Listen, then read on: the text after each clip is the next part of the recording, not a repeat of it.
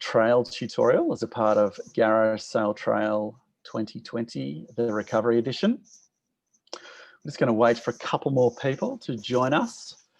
There's more than 100 people from around the country involved in this trail tutorial, which is wonderful.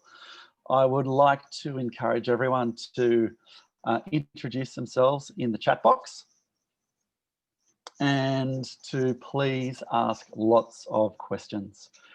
Questions are good. And our very special guests here today, Erin Lewis-Fitzgerald and Christina Reitano, are here to answer your questions.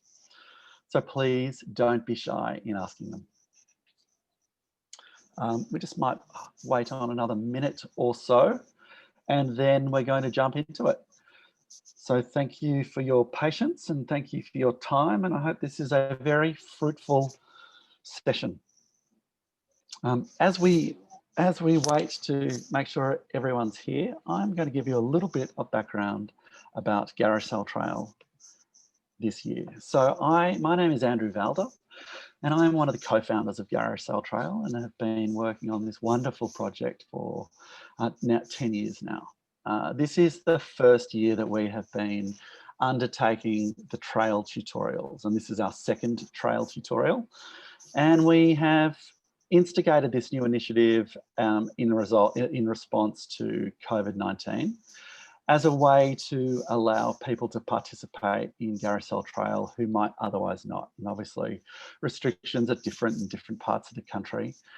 So it's a wonderful way for people to get involved if COVID-19 is playing a role, but also to provide a way for people to participate in Garrow Sail Trail, even if you don't want to have a Garrow Sail, or even if you don't want to walk around your neighbourhood and buy something secondhand. You know, the idea of what we're doing is to educate people, create a movement, and provide a way for people to learn and to exercise their love of sustainability. This year, Garrow Sail Trail is happening on November 21 and November 22. Should you feel so inclined, we would love you to register a Garrow Sail or to shop the trail. Alternatively, this is the second trail tutorial, and this is the second of 3 trail tutorials. So there's one more to come. If you like what you see today and you want to learn more about secondhand styling and shopping, the next trail tutorial on November 7 is exactly that. So go to the website, register, and you can participate in that too for free. I'd like to start by recognising some organisations who have helped make Garrow Sail Trail possible, and in particular the trail tutorials. First up is the New South Wales State Government and the New South Wales EPA. Thank you very much to you guys. Big love to our partners, and also to the Waste Authority with the WA State Government. Garrow Sail Trail is made possible by more than 100 local governments around the country, representing more than 10 million people. So thank you to you for your support in allocating resources and time and passion. Much appreciated. So to today, I would like to introduce our first guest, Erin Lewis-Fitzgerald. One of the things we noticed in terms of getting the preparation ready for today was that you must have an acronym or an excellent AKA to go along with your name, and Erin has that with ELF. You can follow Erin at on Instagram at Erin Lewis-Fitzgerald, surprise, surprise. And if you like what you see today, or if you already know Erin, you can find out more on these following places. Erin has a wonderful Pinterest board, and she is the founder of the Modern Mending Club, which I'm going to talk a little bit about in a second. And she's also published a book. I've got the order wrong of this communication, so bear with me. I'm now going to read you Erin's bio. So Erin is Australia's leading clothes mending practitioner. She is the author of the book Modern Mending, and she calls herself the shopkeeper at modernmending.com. Her mending has been displayed in art exhibitions in capital cities around Australia, and she now teaches mending internationally to an online audience. She's passionate about repair in all its forms and has been for many years. In 2014, she founded Bright Sparks, a social enterprise that repaired and reused electrical appliances, diverting more than 15 tonnes of e-waste from landfill in the process. Welcome, Erin, and thank you very much for joining us today. Thank you for having me, and hello to everyone. I recognize some of the names in the chat, so it's very exciting. But I also get very excited that I don't recognize names in the chat. So lots of new people, which is very fun. I am originally from California. You might be able to tell I have an accent. Usually one of the first things people ask, but I've been here nearly 20 years now. So I think Andrew's just spoken to some of the projects that I've worked on, but I've also been mending for most of my life, and it's just something that I never really thought about. So I think I started mending when I started sewing my own clothes when I was 9. And for me, mending was just a way to remake the clothes that I was already making, and I never really thought about it. And it probably wasn't until about 10 years ago that I really started getting into mending as a thing, but it's always kind of been in the background of my life. I love repairs. I love the problem solving and creative aspect of it. It really gets me excited to fix things. So I'm hoping to impart some of that passion and knowledge with all of you today. I'm sure that's going to happen, and because how the session is going to work, as some of you may know, you've already contributed images of items that you'd like some guidance on getting repaired and mended. And so we're going to run through those images with Erin, and she's going to provide input on how to mend the items and how to repair the items. So thanks everyone who's provided images for this process. And as we do it, when we run through the pics, you have more questions, please do ask them in the chat, because I will jump in and ask those questions to Erin, who I'm sure will ably answer them. Next up, we have Christina Reitano, aka the Stain Slayer. So both Erin and Christina are located in Melbourne, and you guys must be happy with the slowly retreating restrictions. Hopefully you've been able to get outside a little bit more in the last couple of days, even though we've asked you to stay inside today on Saturday afternoon. Christina is a lifelong op shopper who is dedicated to extending the life of items and stuff, which is the reason that she is a part of this trail tutorial and garage sale trail, because that's what we're all about. Christina has worked as a volunteer for the Salvation Army and fitted for work. She teaches people tricks for cleaning, repairing, altering clothes, and other things through her Insta handle, which, as you can see on the screen below, is fashion.first.aid. And I encourage you, if you like what you hear today, to follow Christina on Insta. Christina holds a postgraduate qualification in environment from the University of Melbourne. And she really wants to help people who love stuff find strategies to consume responsibly. She was born in North Queensland, moved to Sydney, lived in Japan for a couple of years before now moving to Melbourne. Welcome, Christina. Thank you very much for joining us and the couple of hundred people around the country today. Thank you. I'm really happy to be here. I mean, I love clothes and I hate waste. And I find this stuff really creative and exciting and joyous. I think any sort of process of transformation and recovery is really fun. And I think what we really want to do today is encourage people to engage in that spirit of discovery and experimentation to look after their stuff and divert stuff from landfill. Because, you know, the fashion industry is one of the most exploitative and polluting in the world. So anything we can do at every step of the process to extend the life of stuff is a fantastic thing. Now, I have a question. How do you get into the stain removal space? How did that happen? Just being alive. And that's coming from a man who's currently sitting here with a stain on his shirt, just conveniently below the frame on this camera. I would say being alive in the world, eating food, going out anywhere, you're going to get something stained at some point. And there is an internet of possibility in terms of people and resources who are here to help you, including us today. And, I'm very conscious too that, it's a Zoom meeting. We're probably going to Zoom through a lot of things today, but we do have lots of resources to help you. And specifically, I wanted to do a shout out for the Modern Mending Club on Facebook, because it is a huge community. And anytime you have a problem, if you post a question, there's a whole community of people who will jump in and help you with their experience and advice. And it's a really warm and friendly community as well. But yeah, this is a side hustle for me. I have a full-time job and I just do this for fun. I used to paint as a teenager, and sometimes I think of stain removal as like reverse painting, because you're bringing something back to life by removing a mark on something. But it's also super fun and super easy. And I think that's why I find it so addictive. And in doing the prep for this session today, we had a bit of a chat, the three of us, and Erin, you explained that this is now your full-time occupation. This is what you do full-time.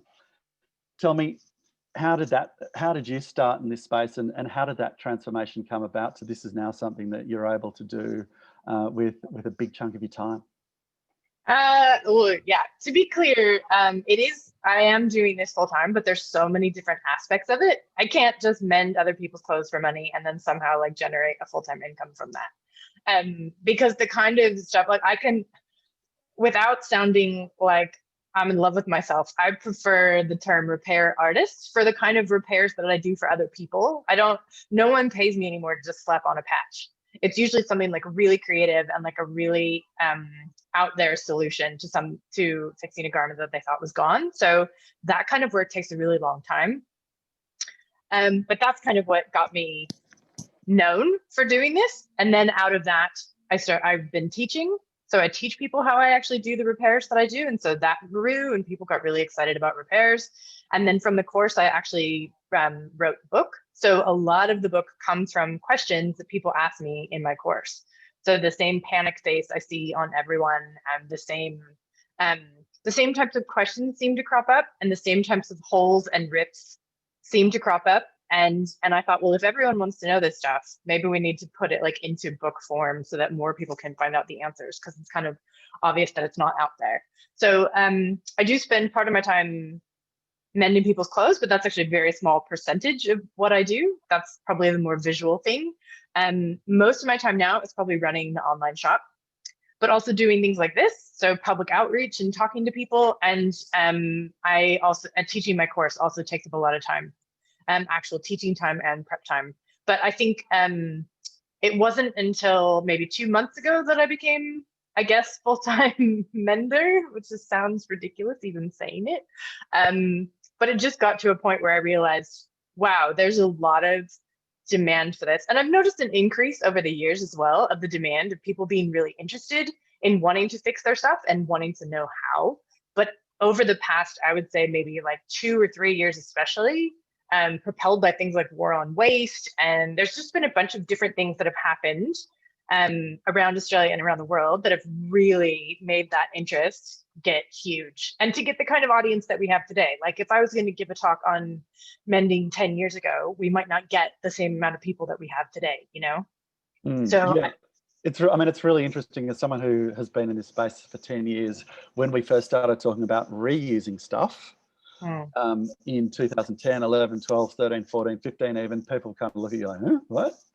And then all of a sudden, as you say, in the last 5 years, and there's been a couple of milestone moments that have galvanized communities such as war on waste, but just a general awareness that the world's probably going to run out of resources at some point in time if we don't do something about it. Isn't it amazing how this space is making more sense to more people? It is amazing. And it's funny too, because I always laugh because when people used to ask what I did and I would try to explain visible mending, they would give me this like, oh, that's nice. And then like try to run away, you know? But then I would pull out my phone and I would pull out Instagram and I would show them examples of my work and they'd go, oh my God, that's actually amazing. So I think the idea of visible mending sounds terrible. And I would totally agree. Like if someone just told me the concept, I'd be like, ugh, bleh. But then when you actually see how it's being done and the number of people who, like the more people we get doing it, then the more people we get doing it. So if everyone here who's watching goes out and mends something, or like cleans the stain and fixes it, and then shows their friends, whether that's in real life or on social media or email or whatever, then that encourages all of those people. So it's kind of like, you know, it's a positive ripple effect. It's like the kind of contagion we want to see. Yeah. So on that kind of uplifting positive note, that there's shifts happening around the world and in local communities and states and countries, why don't we jump into what we're here to do today, which is to get advice from you guys on how to, in the first instance, do some mending. And I think it's really important. I want to reiterate that this conversation is all happening under the umbrella of extending the life of items and creating a positive environmental impact on the planet. So let's jump into it. Time to talk mending. Woo! I love talking mending. Example number 1. Okay. This actually, I would imagine there's a few people who are watching right now who have seen something like this. So I don't know how the holes got there, but I'm going to guess, if I have to guess, that that's like ripped on a fence or dog chewing or something. That doesn't look like a repeated offense. That looks like a one-time incident that has then been washed multiple times and frayed in the wash. This type of fabric in particular is very prone to fraying. So it's also not the most robust.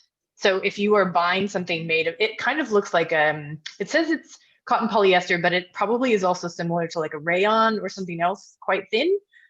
So it's not the kind of fabric that's made to last forever, if you get what I'm saying.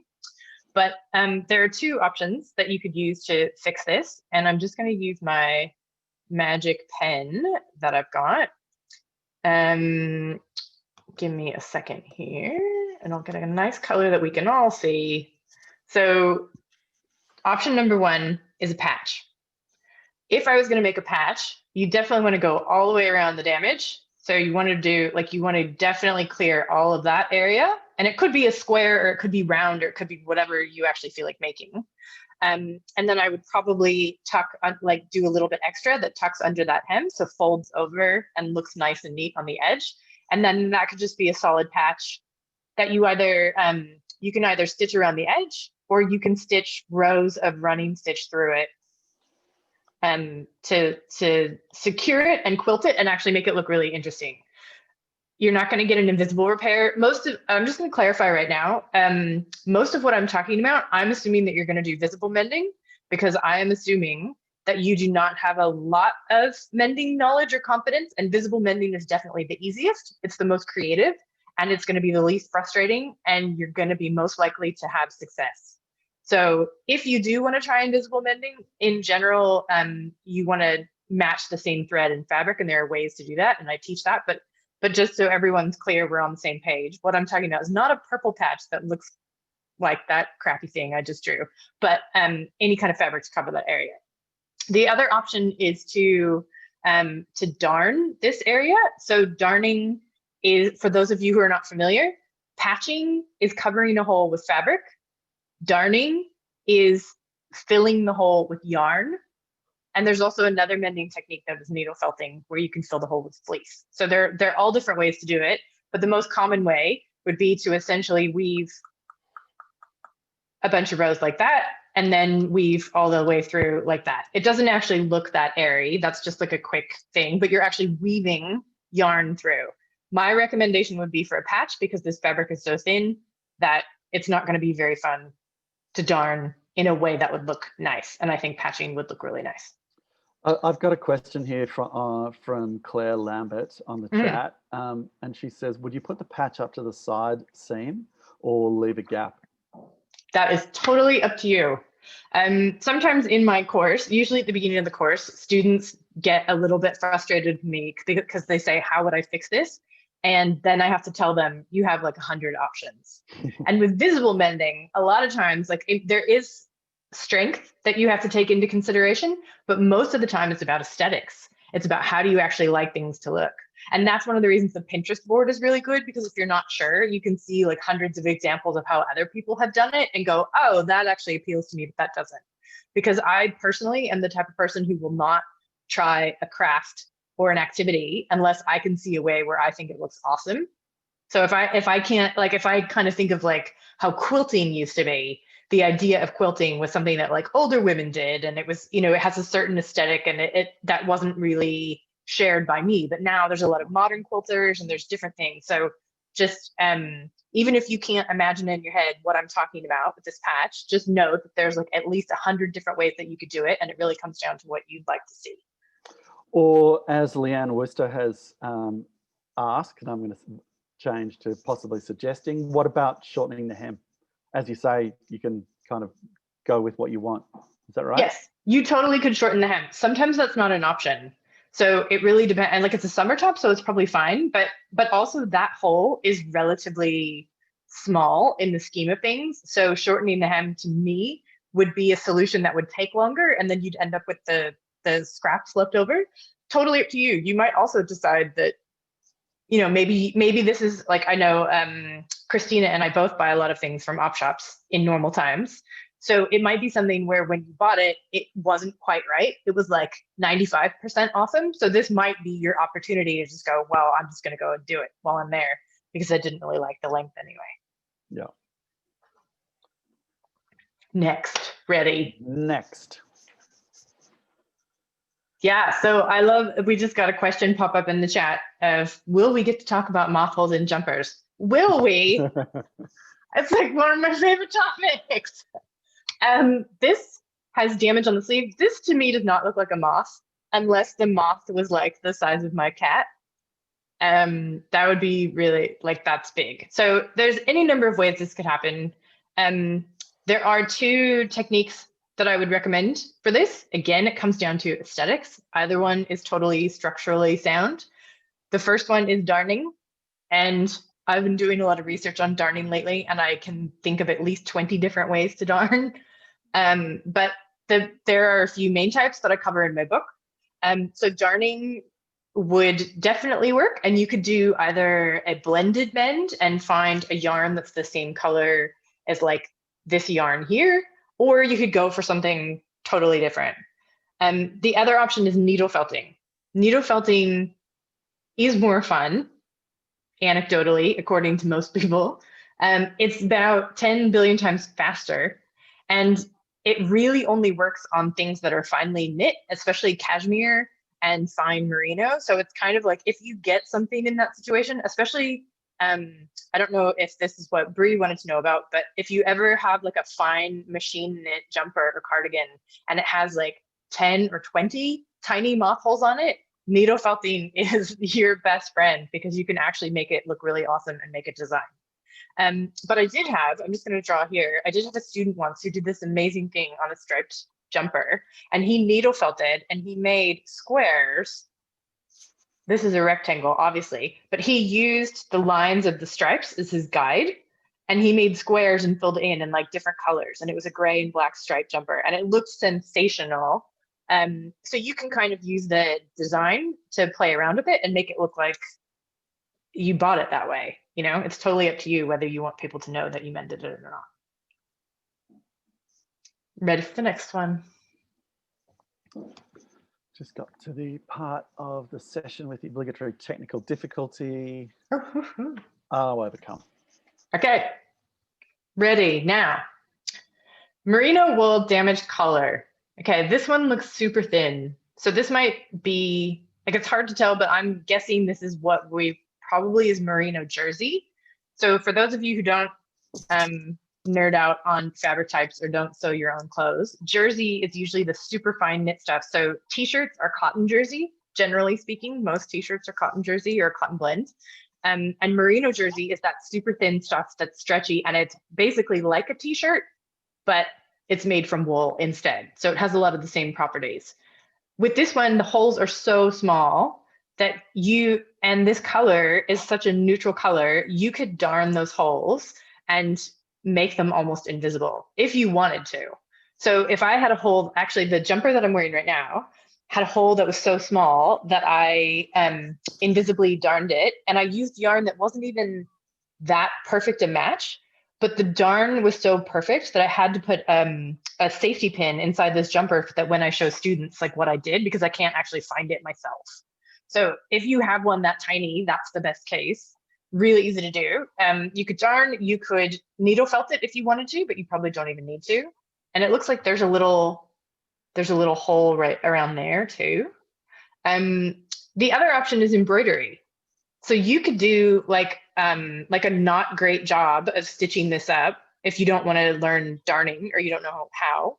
And then you can embroider over the top of it and do something really fancy. The hole is so small that you could just, it would be really easy to disguise anything that you've done in the first instance. So up to you. Okay, great. Ready? Oh yeah. Oh, that's oh, Jasmine. I'm sorry. Okay, so let's talk about positives here. The positives are that this looks, unless this is like a baby garment, this looks like a chunky hand knit. So that makes it, it looks very, very loved. Yes, it does. So that makes it easier to darn. So the thicker the yarn used to make the knitwear, that relatively speaking, the easier it is to darn and the easier it is to find something to darn it with. So I would use knitting wool for this. And you can either go to your local yarn shop and support them. There's always yarn at op shops or garage sales. And you can also just ask your friends if you know any knitter friends, because they've also got scraps. Cam's just recommended I would knit a patch. It depends. If Jasmine is not a knitter, I usually don't recommend knitting related mending techniques, but I do. There are many, many things that you can do if you knit or crochet that I don't necessarily recommend to the general population, because it's like a whole other step of stuff that they have to learn. So it kind of depends on what you know how to do. But darning is definitely the best way to fix anything where you can obviously see the knit stitches. The other thing that I would say, I'm just going to circle this part here. So can you see those, like, I know it's on its side, but can you see the vertical bars that are holding that knitwear together?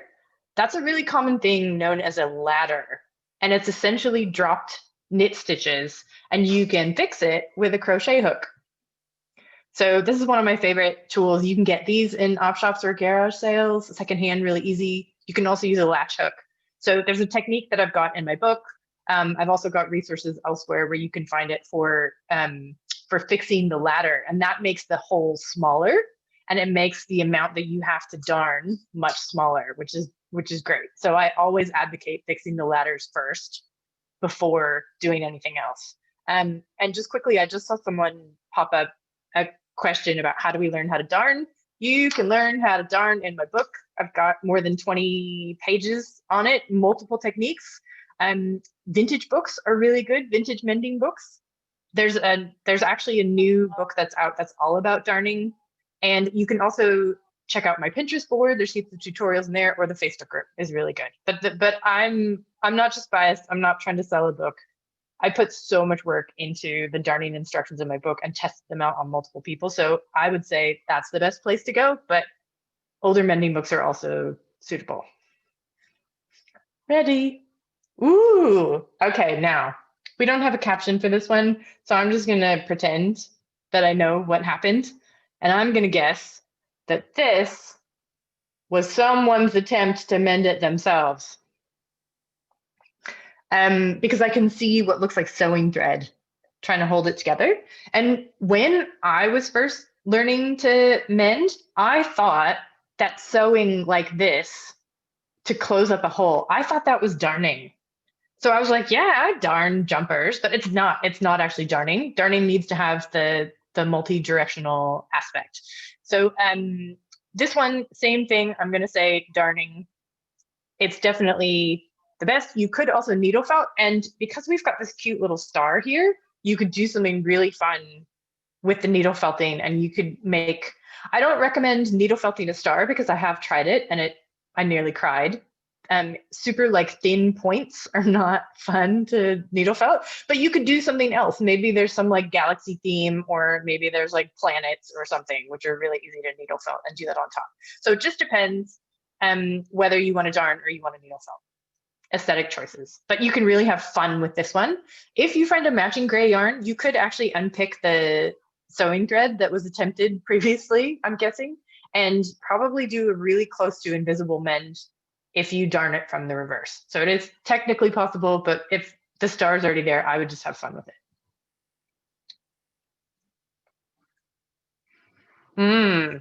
it. Detective hat. Detective hat. Yes. Detective hat says this is a t-shirt with tiny holes, or it's that merino jersey, which we were talking about. There's a new mending book that just came out called Mend, with an exclamation point at the end, by Kate Sekules in the States. And it's got a mending history in it.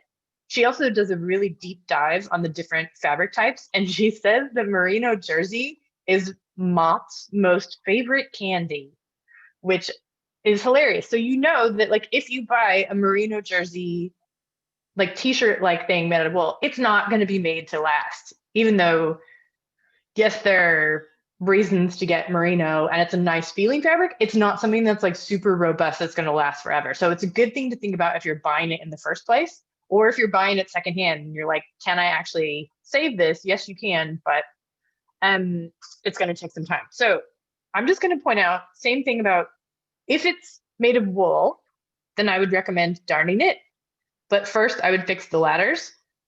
So you can see this section here is the ladder. And if you fix the ladder, then you only have this hole here to darn. You don't have to darn the entire thing. So I was showing you the crochet hook before. This is what I would use for the other jumper that was on screen. But this is what I would use. This teeny tiny thing that looks like a dentist tool is what you can use for t-shirts and merino jersey and fine things. I got both of these at the op shop. So it is totally possible to fix those ladders if you have a crochet hook or a latch hook. If this is a t-shirt, I would just go, no thanks, I don't want to darn that. And I would patch it. And there's a bunch of different ways that you can patch stretchy t-shirts, but it is totally possible. But I would just be like, darning takes time and it also requires good eyesight. And because there's a giant thumb, I think, or finger on my screen, I'm going for size here and I'm thinking, there's no way that I want to squint at that. And it's probably black and like squinting and like, you know, lighting and stuff. Like you just go, well, the time that's going to take is not worth it. So I would patch it instead personally, but you have a million choices. Next. I've never seen this problem before. Never. Okay. We actually received a number of images, similar images, but I've just included one today. No one is surprised. No one named Erin. Okay, so the first thing I'm going to say is this is the number one thing I get asked about. So I actually, even though my publisher was like, yeah, visible mending, I was like, no, we have to include a section on this. There is a technique you can use if you have a sewing machine called machine darning. And it's basically darning, but stitching up and down on the fabric. And I'm just going to draw to show you what I'm talking about, but I'm going to change the color to make it a little bit easier for everyone to see.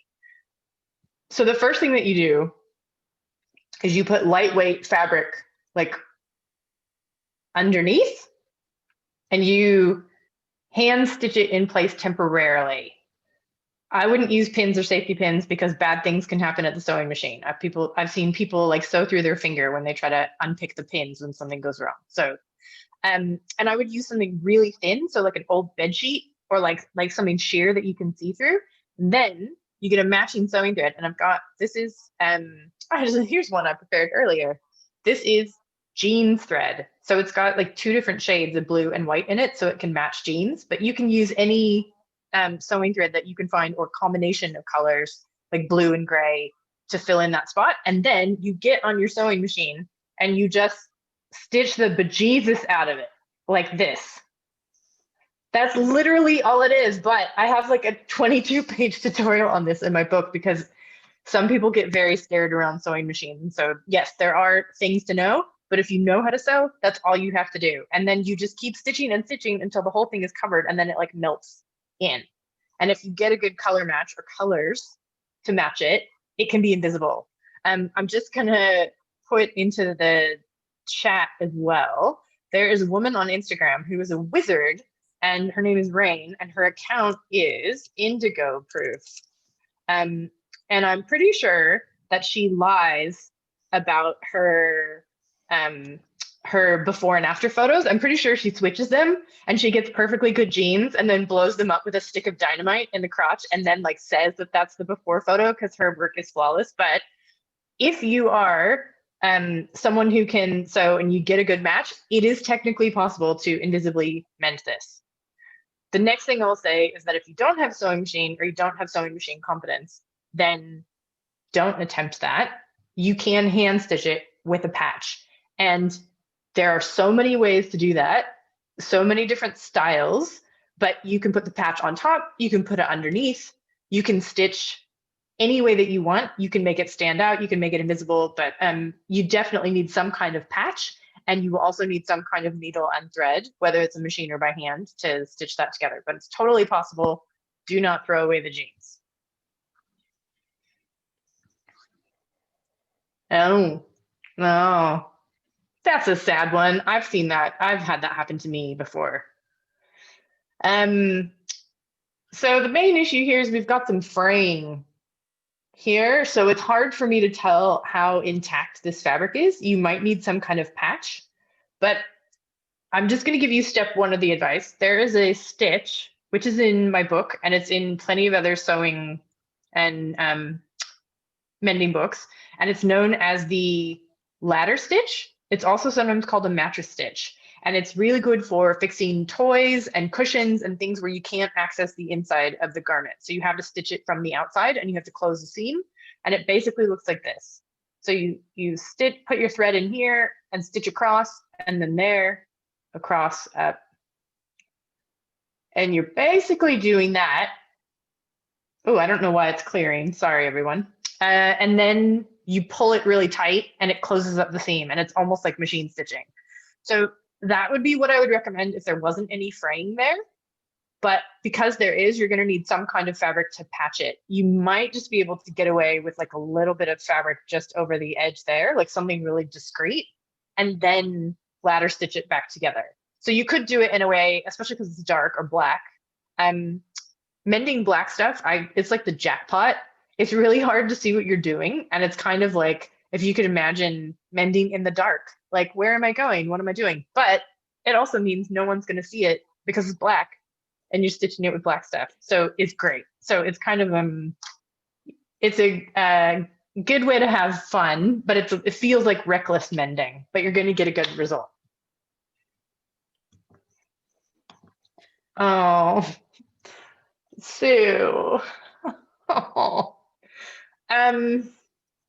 Okay, here's what I'm going to say. It is possible to fix these, but it would require multiple patches. If Sue, let's say Sue stitches these two bits back together, right?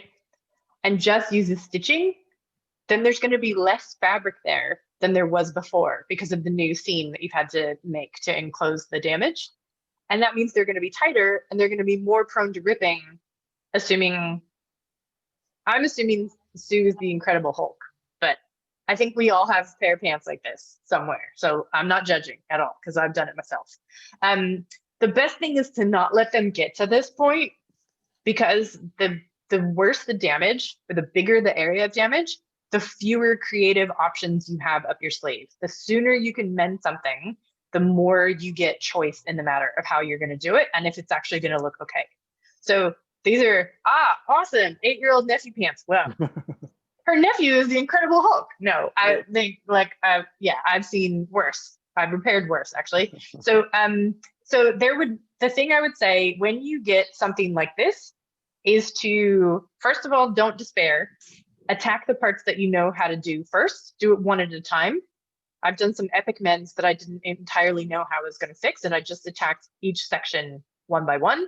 The other thing is I would do a patch across this bit first, and then I would patch that section. So I would do it in stages and patch it and then stitch it in place. How exactly you do that is totally up to you for like aesthetic reasons. But the good news is the 8-year-old nephews usually don't demand flawless, invisible mending.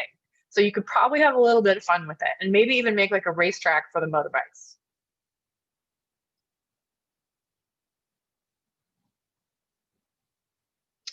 Yeah. These nylon, rayon, elastane, all those words are bad words to me when it comes to mending. Like I love those fabrics, but they're all things where I don't get surprised at all if they show up in someone's mending basket. Let's put it that way. So anything with elastane in it, including stretch jeans, the more synthetic content it has, the more likely it's going to be to go. So you can patch this, but what you patch it with is the question. It's probably not going to be invisible. It'll probably last you maybe like another couple of years. But usually with leggings, it's really good to patch them with material from other leggings. Or you want something that's got the same amount of stretch and is the same thickness roughly. So usually for leggings, t-shirts, underwear are all really good to patch each other with. And also those thin cotton socks that are made of the same stretchy cottony stuff, you can go ahead and use them to patch that. So if you've got something stretchy at home that you can use, then you can just go ahead and make a patch like that. And it can either be underneath or it can be on top. And then you're going to want to stitch over that. Whether I would stitch through it. So I would probably, if you don't have a sewing machine, I would probably do like little delicate running stitches and maybe even use like black thread and just sew through the black parts so you can make it more discreet. But it's definitely going to need a patch of some sort. So go hunting in your closet or your rag box to see what you have that's stretchy that could make. Someone just said make the leggings shorter and use the fabric for patches. Definitely. That's a really good way to do it. But sometimes it just depends on like how these items get used. And also just know that with leggings, the crotch and the inner seams of the legs are always the first to go. It's going to happen no matter what. So the question is just, do you stop wearing leggings or do you like, you know, how are you going to attack it? There's not really a way to avoid it. It's just like how long it actually takes to happen. Ooh. Wool felt slippers. I have an easy answer for this. Needle felting. Super easy. Needle felting is like, so you get this wool fleece. It's wool that's not spun yet, and it's like fairy floss. And then you take this magic needle that only works for needle felting. It's not a normal needle. And then you just poke it into the hole and you stab it, and it just magically fills the hole. It's so cool and so fast. Same thing for the toe. And it makes felt. And these slippers are made of felt. So it's like you're repairing them with exactly the same thing. You can keep going and doing it forever. So needle felting wasn't strong enough. Well, sometimes I've done combinations of needle felting and stitching. You can also do a double patch from either side. So you can patch on the front and patch on the back. You can also patch on the front and the back, and then you can stitch around it if you want to. So some people, like I'm repairing a pair of UGG boots right now for someone who has freedom fighting toes. And they're always popping out of the same spot. So if your foot bends in a certain spot and you've got certain weak spots, you might need to think of stronger solutions. It might be time to think of leather or vinyl or something like that. It really depends for regular wear and tear. But if it's a one-off kind of thing, like if that was a dog that chewed this section of the slipper, then I would patch it with needle felting on both sides and possibly stitch it or decorate it in some way, which will actually make it stronger as well. Woohoo! Well, I think that's it for the picks that we've received. Extremely informative. I hope everyone listening had questions answered. And if they didn't, if we have time at the end, we'll see if we can loop back to those. Many, many thanks, Erin, for that extremely informative analysis of the picks that have been sent in, and hopefully the people who own them can renovate them and restore them back into use. It's now time to invite Christina to talk some stain removal. Welcome, Christina. Thank you. Hello. Wow, exciting. World of stain removal. It's fashion, it's glamour, it's the vibe. I thought what would be most helpful before we actually go into our pictures and examples is to go through a few basics, because there's some things that are really important to understand that will really help you be strategic in cleaning stains from your clothes. So first of all, I wanted to talk about stain types. So generally, the way I break it down is that you'll have protein-based stains, so things like blood and body excretions, dirt and some food, for example. Tannin-based stains are things like red wine, tomato stains, that kind of thing, often fruit juices. Grass, pollen, mud, I sort of separate out. And then sometimes you get non-organic type things like makeup and sun cream and things like that. And it's kind of important to know this stuff because some things don't like being treated in a certain way. So tannin-based stains don't like soap, and protein stains, if you get them hot, you can set to the fabric. So you have to be really careful about those kinds of things. Often when I look at the stain too, I think about how the stains in the fabric, because some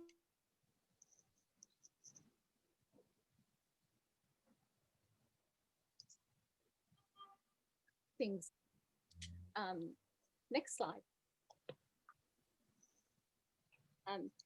It's also important to think about fabric types. So I won't go into too much detail about what sort of fabrics there are, but even listening to the way that Erin has spoken, it's just really important to think about what material you're working with. And the great thing that comes about all of this process is you really do get an appreciation for what different materials can do. And for me, I know it's changed the way I shop. You know, there's some fabrics I don't buy so much anymore because they're really hard to maintain. They're really hard to clean and mend if I do need to mend them. But essentially, the basic way I wanted to categorize it for now is thinking about organic, natural fibers. So things like your cotton, your linen, denim, silk, wool, they're really great. The biggest difference there is silk and wool, mohair, cashmere, anything like that. You have to treat it like hair. Whereas cotton, denim, you can be a bit more rugged with, and you've got lots more choices of cleaners to use. So that's sort of a really big distinction to make. You don't want to just use everyday detergent on something like silk, which is a lot more delicate. There's also a lot more synthetic fibers out there that, you know, you generally have to treat them like delicate fabrics as well. I sort of would separate out polyester, which is like the bad boyfriend of fabrics, really, you know, because it's sort of, it's made from oil. It's really just a kind of plastic. It is very, it comes from oil, so it's very detrimental to the environment. But, you know, by the same token I have a few polyester shirts and I can wash them and I don't need to iron them. They're super light. There's lots of things that are fantastic about this fiber. And I think it's one of the few sort of synthetic fabrics that there's actually the beginnings of a recycling industry based around it. So maybe we'll make some better steps there. So yeah, thinking about the stain on the fabric, but then sort of getting into your cleaners. And one of the first questions I had when we were putting this together, Barbara was asking me about what my fashion first aid kit is and if I had any hero products. So I really wanted to talk to you about some of those today. So we might quickly go through those. First one is my best friend, Sard. Sard is just such an excellent all-rounder. It really does do a great job of removing makeup stains in particular. It's super cheap. You can get it at the supermarket. Next one is eucalyptus oil. I generally use it in a really diluted format. So I get a little spray bottle. I get mine from an art store, but you could get any sort of spray bottle that you've used for some other sort of cleaning product around the house, rinse it and reuse that as well. I can spray like a makeup stain with diluted eucalyptus oil and then put Sard on it and wash it out really easily.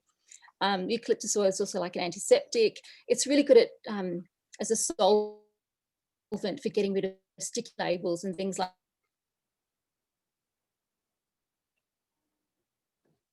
that are really effective. So the next one, vinegar. Vinegar is great. One of the products I don't like using is fabric softener, and vinegar is really good at softening clothes. Also soaking clothes in salty water can help with that as well. It's a deodorizer, so that's fantastic. And often it can add a bit of boost to detergent if you're getting rid of tannin-based stains. The next one is dishwashing detergent.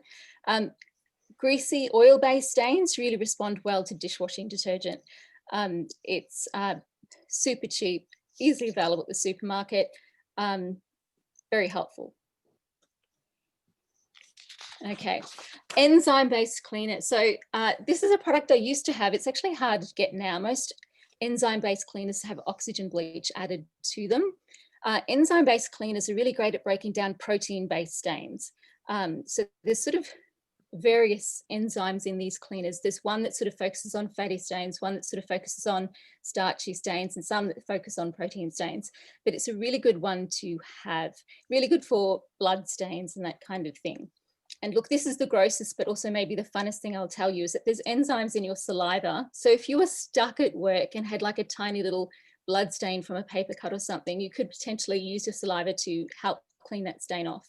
Although if you try that, I'd do it, maybe rinse your mouth out first rather than having like coffee or something or food in your mouth before you try that. So that's enzyme-based cleaners. Also a good one for when working from home. Yeah. So this is probably, you know, one of my favorite products at the moment. I wanted to highlight this product because Choice magazine does a review of stain removing products every year. And this was one of the ones that came out at the top. So this is an oxygen bleach, and oxygen bleach is very different from chlorine bleach, which I really don't recommend that you use, because chlorine bleach, if you mix it with different things, can create very dangerous gases. Also, every time I've tried using chlorine bleach, it's ended up dripping onto something else and ruining it. But oxygen bleach is much, much safer. And this one has enzymes as well as oxygen bleach, which is basically sodium bicarbonate. And you can go down an internet rabbit hole and discover all sorts of things that people are using this product for. You know, I was watching a guy in America clean his deck with sodium bicarbonate, like the OxyAction, a product from the United States. And I got the idea that I could clean some wooden clogs, and it actually did a bang up job of that too. So now oxygen bleach seems to be working its way into every sort of product out there. So it's enormously effective and relatively environmentally safe as well. Okay, Dr. Bronner's soap. Dr. Bronner's soap is sort of a great vegan, very biodegradable, very environmentally friendly soap. It's available at health food stores and a bunch of green cleaning stores. Most people know about this if they're even remotely interested in the environment. It comes in a range of scented variations, but the blue one is sort of it's promoted as the baby one, but it's an unscented version as well. It's a really, really good all-rounder, and it's, again, very strong, so you can dilute it before you use it. Lemons, often helping out. It's sort of acidic. It can, really good for rust stains. You add it with salt on the rust stain and it will get it out. And sometimes it can just be a booster to different cleaning products as well. Rubbing alcohol is fabulous for getting rid of ink stains, and it's an antiseptic, and we've all got it in our house at the moment thanks to COVID. One of the good things that are coming out of this experience too is you can get really powerful rubbing alcohol that has a high percentage of alcohol, so it's a bit stronger than the regular crocodile stuff that you'll have in the supermarkets. So if you can get some of that now, I'd grab it. And would you use that for whiteboard marker and texture and that kind of thing? Yeah, ink. Yeah, it's great for ink stains. I've cleaned ink stains off wooden Japanese dolls, off their faces, and off clothes, off Akubra hats. You know, it's really good. You just sort of dab it on very gently. I've bought parkas that have other people's names on them, because sometimes I buy kids' clothes because I want something that's really fitted, and it might be someone who wore it on a school camp, and I'll clean it off with rubbing alcohol. And I love the smell of it too. It smells like hospitals. I love that cleaning smell. Bicarb soda is great. It's a deodorizer. It can sometimes help brighten clothes and whiten clothes. Sometimes it's great for pit stains. And it's slightly abrasive too. So you can use that quality sometimes to help nudge stains out if you make it a paste with it. And Solvol is another one that's great. Solvol is really good for cleaning your hands when you've been out gardening and you get really muddy and dirty. But what's great about it is it's a really gritty soap. It looks like it shouldn't clean because it's this horrible grey, muddy brown colour, but it's got a really like strong sandy feel to it. So if you've got something that sort of just needs to be nudged out and you need some sort of mechanical action to help with that, then Solvol is fantastic. Okay, so now we're getting into our examples. So this is... Just before we do, I've just got a quick question. What was the brand name of the rubbing alcohol? That one was Isocol, but the one I've been using at home is just a generic one that I've got from the chemist that they've made up themselves. Okay. 70%. Yeah. It's called isopropyl alcohol. So sometimes too, people talk about using different products like baby wipes or hairspray to get rid of stains. The reason they're effective is it's got rubbing alcohol in it. So it's really that rubbing alcohol content, like it's in hand sanitizer, anything like that will help you. So if you've got some of those products around at a pinch, you could probably get an ink stain out. And this is what we're dealing with now. So we've got an ink stain, and oh my God, I love this child because this is me when I was at school. My school tie was always covered with paint and plaster from art class. The best chance you have of getting these stains out is like dousing them in rubbing alcohol. And what I'd recommend is even turning it upside down and putting a paper towel or something underneath. So when you're pushing it out, the stain isn't going anywhere else that you don't want it to go onto.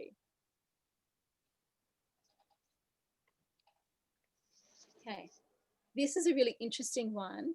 And I wanted to check. So this says it was knitted 32 years ago.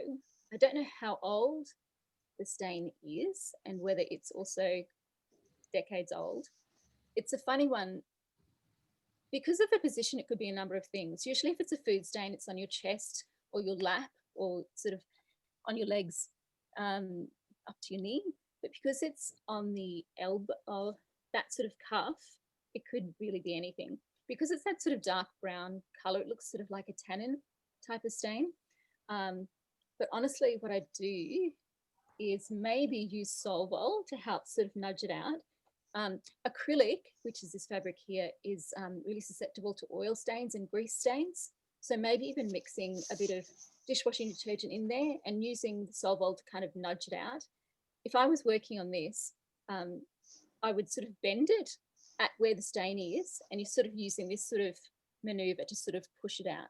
So wet it, put some detergent on it, put some Solvol on it, and sort of try and nudge it out. Oh, this one, Maria, I don't have great news for you because this is something that sort of can't be fixed with stain removal techniques. And this is one of the reasons that I don't use chlorine bleach, because if it gets on there, I mean, I think this would actually be a mending problem. You would have to patch this. I mean, you could go 500% and turn it into a completely tie-dyed product with some bleach, which all the kids are doing now while they're in lockdown. But aside from even unpicking that and sort of, because it's quite a full skirt, pulling it in, I don't think there's anything we can do in terms of stain removal. So that one's, you think, might have come to the end of the line if the stain remover is a deal breaker? I wouldn't say it's end of the line because there's still so many mending things you could do to cover that in some way. You could put a patch over it, or you could make a feature of it, some sort of exciting visible mend over it. But because the rest of the skirt is functional, and the point is you don't want to waste everything else that's going on there and all of the resources that have gone into making that skirt. And it depends too. Some of the times that we're repairing things and items of a huge sentimental value to someone. So I really resist getting rid of things until, for me, there is no giving up. Lil, the Tigers fan who's involved in the Zoom, has suggested that you could perhaps colour it with a red Sharpie. You could, or a frigging Tigers patch. I'm a Tiger. Just write "Go Tigers," really big letters all over it, even though they're not Tigers. It's up to you, and it depends on where it sits too in terms of how conspicuous it is. And I think if it was just like a plain coloured fabric, there'd almost be opportunities. I've done this with like black clothes. It's just to get a black marker and colour things in, and I've sat in front of police officers in trains in Sydney where they've been colouring in their black leather shoes with a black marker. So depending on the colour, sometimes you have that option. I've tried doing it with different denim items, but getting the right blue is hard. And also too, if the rest of the fabric around that ink mark is in fading with washing over the years, then that sort of makes that process difficult. But I think that's a visible mend. Is it bad if I get really excited by that slide? I'm like, I was already thought of like 5 things that I would do if that was mine. Like, oh. Yeah, and this is almost like the most exciting stage of all of this. It's like, because at the moment the world is full of opportunity for each of these items, and sort of once you commit to something, all of those opportunities sort of get pushed aside. But it is still really fun. So Nick had a fight with a mosquito.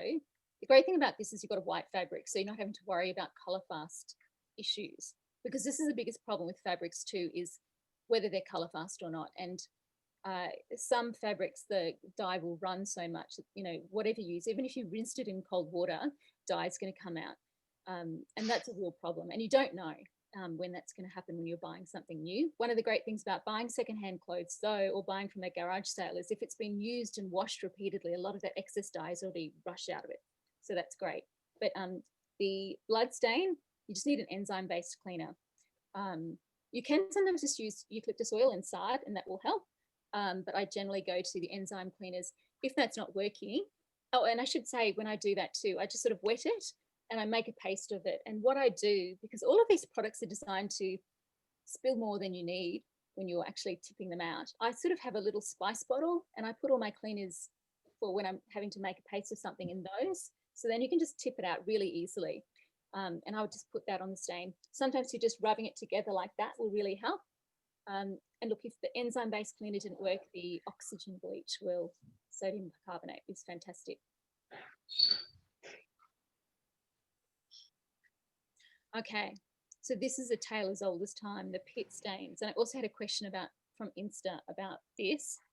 So this is interesting because the yellow stains, you get the pit stains, are often a reaction between aluminium and antiperspirants reacting to your sweat and reacting to the protein in the cotton t-shirt. So a few things that have worked for me in the past. So sometimes spraying it with eucalyptus oil and SARD has helped. Enzyme-based cleaners have always been really, really effective.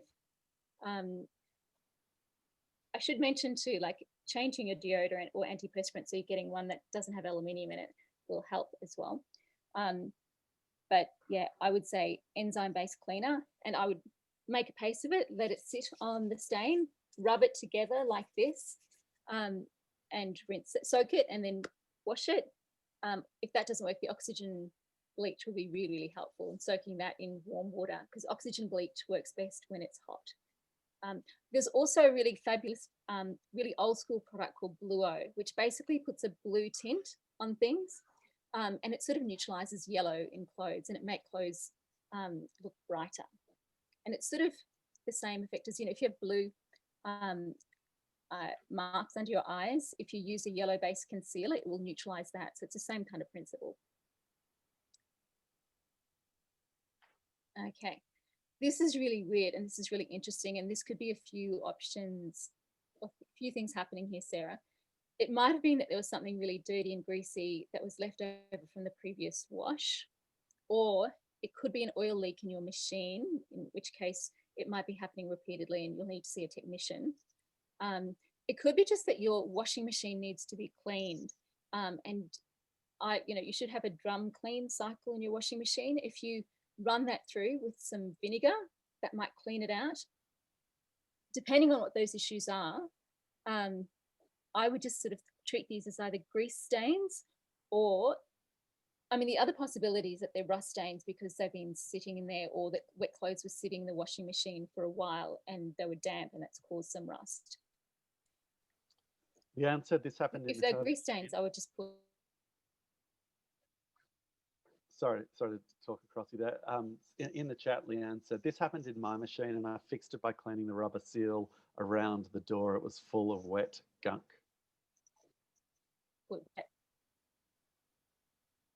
Sorry, frozen.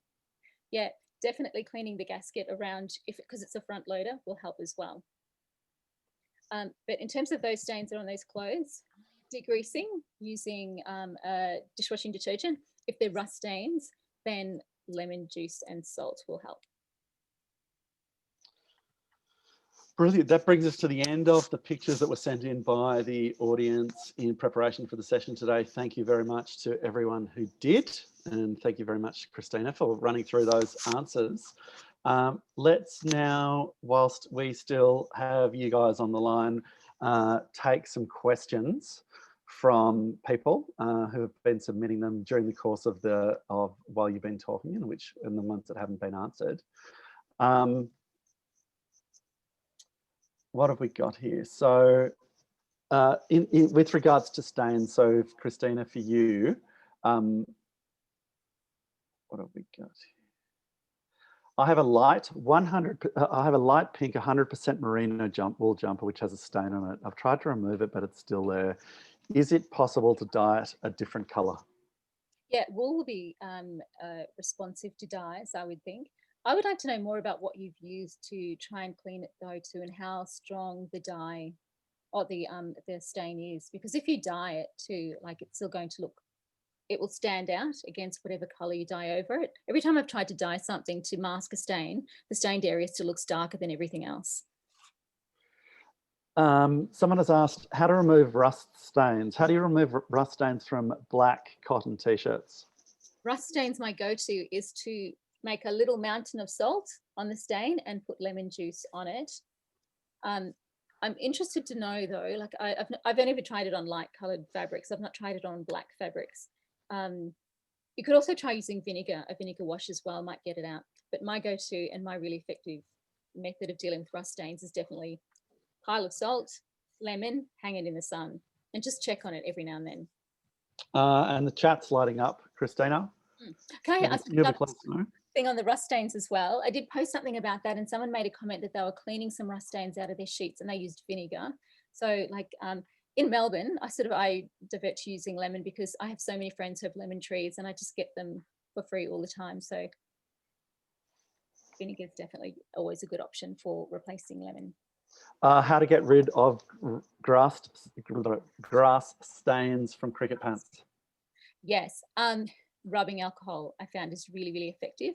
What I should say too is lately I've been just creating a whole bunch of stains to take photos of for Insta because I don't have access to my normal sources of stained goods. Yeah, I did go across the road and make a grass stain, and I did find at first what I did was just wash it all in cold water, and a bunch of it comes out before you treat it with anything. And for a bunch of stains, especially the tannin ones, if you just soak it in cold water first and rinse it out, you'll be amazed at how much comes out. I was experimenting with making a wine stain, and I covered a whole white shirt with wine, and I left it for a few days so it really set in, and then I soaked it for 2 hours in a bucket, and half of it came out. So if you follow that strategy before you start trying to apply a product, that may be a bit more environmentally friendly and economical. But grass stains, definitely I found that rubbing alcohol doused in it really reduces it, and then going through a regular wash. And what about wine stains? Wine stains. Okay, if you have a few days to spare, it's really worth going down a rabbit hole on the internet, looking at the different ways that you can remove wine. What I did find when I tested it recently, this is my fastest, most simple method, is just to rinse it, soak it in cold water, wash it in just a cold water wash in the washing machine, and then use oxygen bleach. So I was experimenting. There's so many products for removing wine stains out there, but I sort of try to avoid specialty products when I can. I sort of want to have like the minimal set of cleaners here in my home, but definitely oxygen bleach. You know, the Sard one was really fantastic. And that sort of, once you've rinsed all the wine off that you can through cold water, just, I mean, if it's sort of just in a small space, I mean, when I did it, I was literally covering a whole shirt just to test things, but I would make a paste of it and put it on there. And someone has asked about black mold. Mold is a hard one. I think if you soak it in water and vinegar, that will help kill the mold. There's also a product called oil of cloves, which can help as well. And part of it is removing the mold and killing the mold, which is what you want to do. But sometimes it leaves a stain, and that's tough to deal with. So I had a calico bag that I was experimenting with recently, and what got the stain out was lemon juice in the sun, because lemon is a mild bleach. So that was effective. So you could try that. The biggest thing that comes up with all of this stuff is really thinking about, well, what caused the stain, and can I change some sort of habit around the stain so I'm not creating the stain again in the future? Because it's one thing to know how to fix it, but there might be something else happening in terms of how much dampness is in your home to create that mold, or maybe you're keeping clothes that haven't been dried properly sitting around to create that mold, and changing that habit is the best thing you can do really to prevent stains from happening in the first place. Eucalyptus oil diluted. Could you just recap what stains are they best for in particular? I sort of use it as a booster when I want to get rid of makeup stains in particular, really, really good. I use it, makeup, fake tan stains, that kind of thing. What else have I used it for? But I mainly use it because it sort of dissolves labels and sticky things. But people use it widely as a sort of general cleaner or a booster to a cleaner. And for people who have, there's a couple of questions in relation to vintage clothes, yeah. which might have stains just as a result of being, I think, vintage. How would you suggest people wash those, and how can people care for those? Oh my God, really, really carefully. So I went to a talk last year run by the woman who started Circa Vintage, and she does a whole bunch of things like, you know, she has a separate chest freezer that whenever she buys woolen clothes, as soon as they come into the house, they get put in the freezer to kill off bacteria and moths and whatever could be in there, you know, for a few days before she starts trying to clean them. Again, it would depend on the particular item, where the stain is, what it's made from, how old it is. You know, it's something that would really need to be treated with a lot of care. Mm. And, you know, she was someone who's saying, you know, because she sold clothes to people, and someone came in once, she wanted a dress for a 21st birthday party. And, you know, of course, by the end of the night, it was ruined just from general wear. Some of these things are really, really delicate.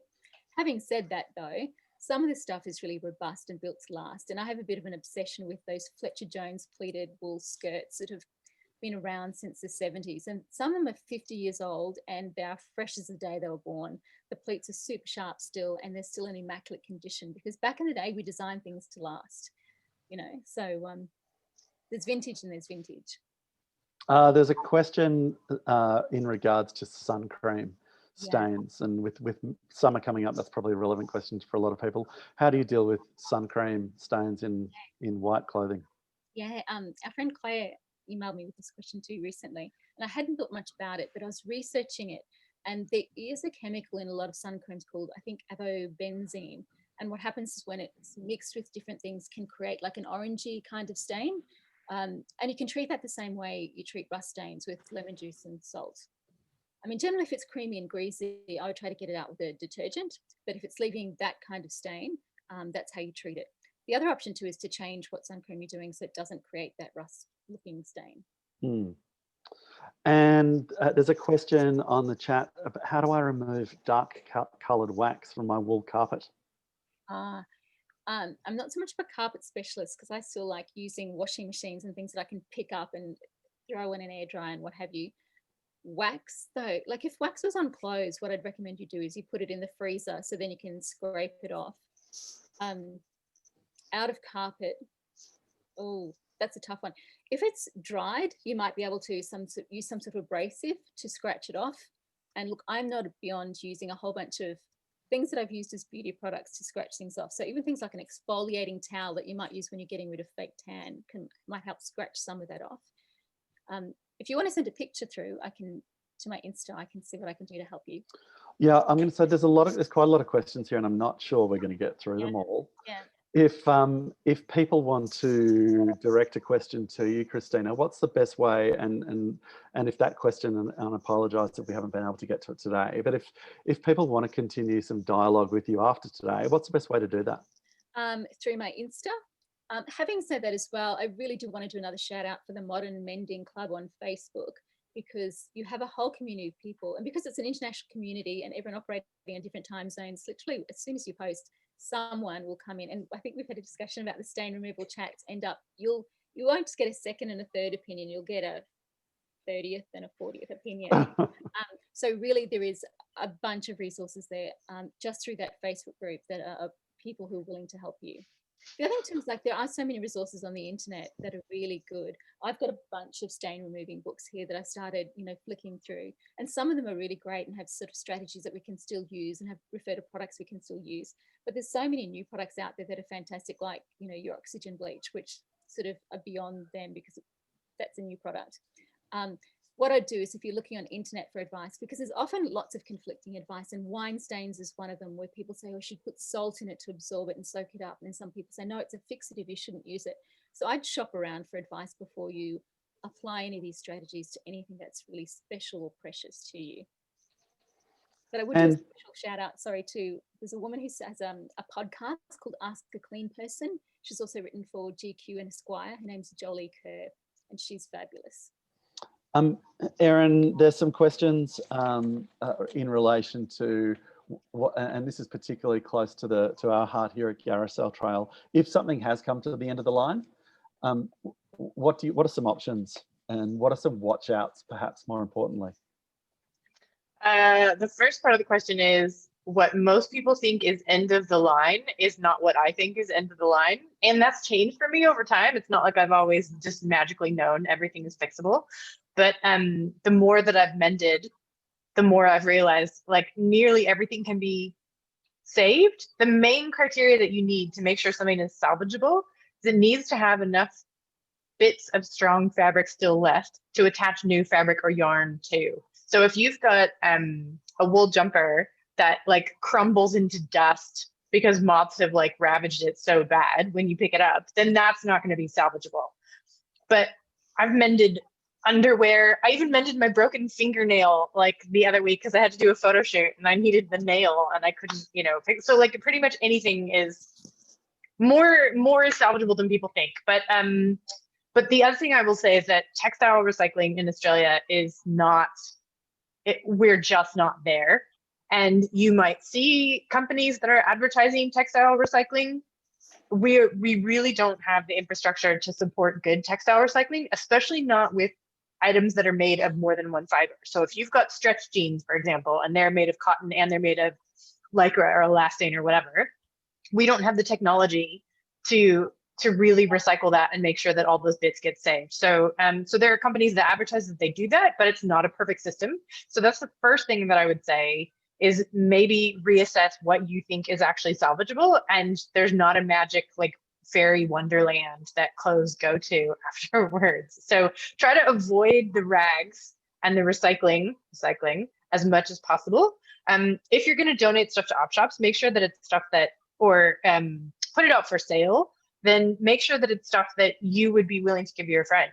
So before I donate things to the op shop, I remove the stains or I mend them. Sometimes that means they don't actually get out of my house for 5 years until I get the time to do it. But I know that there's no one on the other end who's actually going to have the time to mend that stuff. So you can Google textile recycling and you can see if there are initiatives, but they're usually council-based. Like individual councils will pay for the collection of that stuff because it is based on it's based on the technology, but it's also based on money. Recycling is based on money. So the best thing to do is to reuse and to support secondhand and keep stuff in as good condition as possible. I'm going to say something there because, you know, there was a study done in 2018. So by the National sort of Association of Op Shops, and they spend $13 million a year disposing of things that they can't sell. So if we could make inroads into that, that would be fantastic. Could not agree more. Now, final question, and it's a needle felting, two needle felting related questions. Where do I get needles for needle felting from, and what size do I get? So I sell them in my shop, modernmending.com. There are other places that you can get them, but they don't always have them at like your, you know, Spotlight and Lincraft and stuff. So modernmending.com is number one. I only sell one size in my shop to make it easy for everybody. So there's kind of like a general size. I think it's 38. Don't quote me on that. But there usually aren't that many sizes available, so don't worry too much about that. You just want kind of like a general purpose size for needle felting. Okay, great. Thank you. Christina, you've discussed some other sources of information. Hopefully you have, over the course of this session today, picked up on modernmending.com, Modern Mending Facebook groups. Is there any other sources of information, Erin, that you'd like to direct listeners to now? There's so many good mending books that are coming out besides mine. So I'm biased, I like mine, but there are also others that are really good. So check your library. A lot of libraries are either open again, or they're about to reopen, or they're doing like a click and collect or delivery. And if you search, there's a website called Trove, Trove, and it's the National Library of Australia website, and it'll tell you where the books are in any library in Australia. And you can do interlibrary loans. I've done that before. So you might find some of the really cool old vintage mending books that'll give you more of the invisible mending techniques. And you can actually have them like magically delivered to your local library and pick up. So definitely books are the #1 place to go. If you are someone who does not like to learn from books, then I have an online course. There's YouTube, there's my Pinterest board where you get all that inspiration, and there's also the group. Okay, that is absolutely wonderful. I would like to extend a ginormous thank you to Christina and Erin, who have made their time, who have made themselves available today with us for you and for Garrisell Trail. And I'd like to recognise that and say a a very sincere thank you very much. And we hope everyone listening has got a lot out of it. As at the top of this session, you know, I tried to explain Garicelle Trail is about extending the life of items, and mending and stain removal and anything that does that is an extremely important thing to do. So we'd like to pay our respects to the incredible work that you two are doing. Thank you very much, and also the listeners. We would love to also invite you listeners to scan this QR code on the screen. And if there's anything that, there's a couple of things that COVID's done over the last few months, and I think one of them is make sense of what QR codes are and how you do it. And I'd like to invite you to do this by opening your camera on your phone, because it will lead you to a survey, and it's all about how we can do things better, and understanding what has connected with you and what hasn't, and what can be done differently. So if you're up for taking the time to do this, we'd be hugely appreciative. And this information will be passed on also to Christina and to Erin. And finally, if you're into secondhand styling and you'd like to be a part of another Garicelle Trail tutorial, 7th of November, please be a part of it. We'd love to see you with Hannah Close and Natalie Shahata. We'll talk you through how to do it. That's it from us. A big thank you. And please feel free to follow us on Garicelle Trail on Instagram and Facebook. And we will be following up this session with an email to you with a recording from today. So if you'd like to rewatch it or forward it to a friend, please feel free to do so. And thank you again to all for being involved.